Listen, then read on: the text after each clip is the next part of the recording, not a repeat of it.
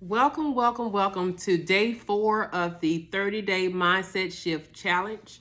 Today, we are going to talk about driving without a destination. So, yesterday we left off with understanding that being busy doesn't mean that we're making progress. All right. And so, as you should know by now, I do use my notes because I want to stay on topic.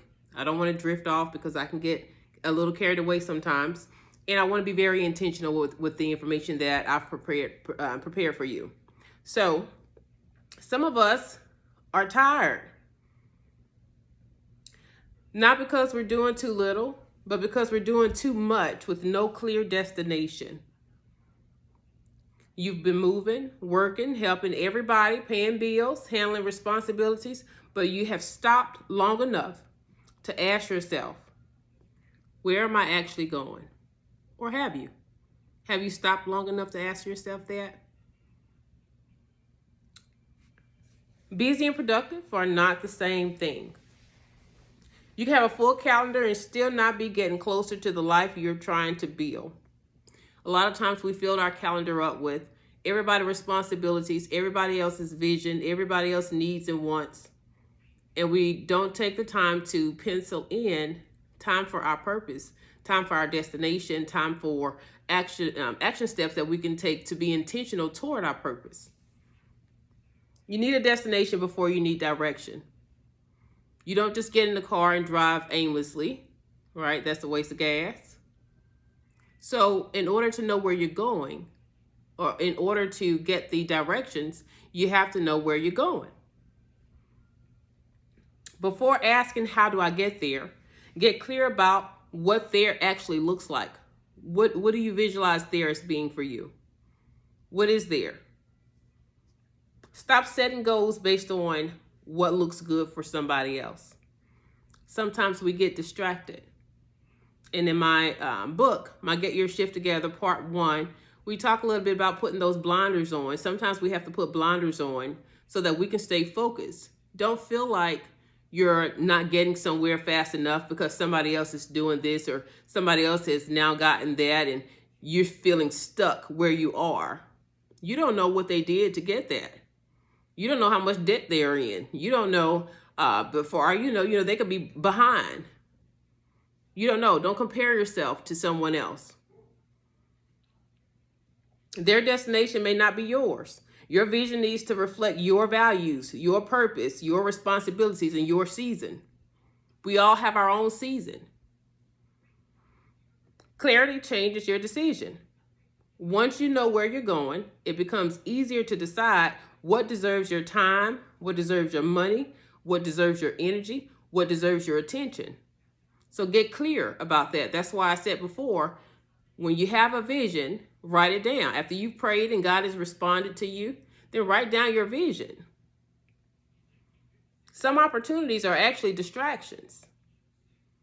Something can be good and still not be good for you or for where you're going. Just like a person. A person can be a good person, but does that mean that they're good for you? Your money needs a destination too. If you say you want a home or a business or emergency fund or debt freedom or investment capital, your spending decisions should begin to reflect that destination. Whatever you're purchasing should be in alignment with that purpose. Your environment matters. We talked a little bit about that as well. So you want to pay attention to the people and the conversations, pay attention to your habits and the space influencing your direction, because all of that make up where you're going. We spoke yesterday about putting our hands back on the wheel and taking control of the wheel. When you let other people in your ear, sometimes you're letting them guide the wheel. Be careful with the conversations you have. If it doesn't align with your purpose, it doesn't align with your belief, your values, you shouldn't be a part of it. Excuse yourself. Don't be afraid to change the route. You're human. You're going to make mistakes. You may get distracted for a little bit, but we need to course correct quickly. Changing your strategy doesn't mean that you've abandoned the destination. Sometimes wisdom requires a reroute, and that's okay. Stop trying to see the entire road. You may not know every step required to reach your vision, but get clear about the destination and take the next responsible step. Give your goals a reason. A goal without a meaningful why is easier to abandon when the journey becomes uncomfortable, and it will at some point become uncomfortable. You have to stay grounded. You have to stay disciplined. It's necessary. How bad do you want it?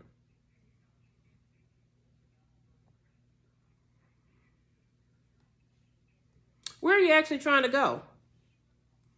If you keep making the same decisions you're making today, where will they take you a year from now, 5 years from now, 10 years from now?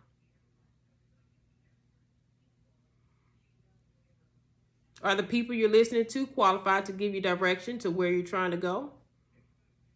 And this one could become your signature, right? Because if you're listening to a lot of people, everyone have their own idea, and they may mean well, and it may sound good, but you're being pulled in different directions, which means you're constantly being rerouted. Is what you're doing today taking you closer to your destination or keeping you busy behind the wheel? So today we're going to set our GPS. I want you to choose one destination for the next 90 days. Complete these statements. My destination, fill in the blank. Why I want to get there. Where I am right now. What needs to change. What I need to stop doing. What I need to start doing. The first turn I make need to be. What is the action I can take within the next 24 hours that moves me closer to this destination?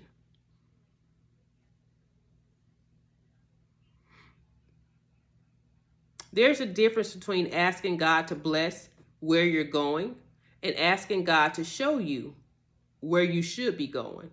Sometimes we have already had the car running, the foot on the gas, and we're asking God to bless the destination we picked. But did we ever ask him for direction? So our PR&D framework resembles the gears in the car. And I'll let you know, again, the P is prayed. Did I pray about the decision? R, responded. Am I waiting for God's response so I can respond thoughtfully instead of emotionally? N, never cease. Am I willing to remain consistent when the road gets difficult? And D, driving. What action am I taking now that I have direction? Our affirmation for today. I will not confuse movement with progress. I'm becoming intentional about where I'm going, what I'm building, and who I'm becoming. I will pray for direction, respond with intention, remain consistent, and drive toward my purpose. I don't have to know the entire route. I just need the faith and discipline to take the next turn. Listen, you can have a full tank of gas, a beautiful car, and your foot on the accelerator. But if you don't know where you're going, you're just burning fuel. And some of us have been burning fuel. Some of us have been just burning fuel because we want to get somewhere, we don't know where, or we don't know how. We don't know the next step. Burning our money, burning our time, burning our energy, and just burning ourselves out. That's why we feel exhausted sometimes. You ever feel exhausted and don't know why you feel exhausted? You haven't done nothing strenuous. You just feel tired, mentally burned out. because you're spinning your wheels. You're burning fuel. You don't have a clear destination. You don't have the clarity. Today, we're changing that. Set the destination, get clear about your next move, and stop allowing every distraction to make you take an unnecessary exit. You don't have to see the whole road. You just need to know your next turn. Stop driving without a destination.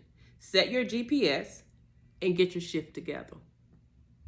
Thank you so much for listening. I hope this has been helpful. I am really enjoying this 30-day mindset shift.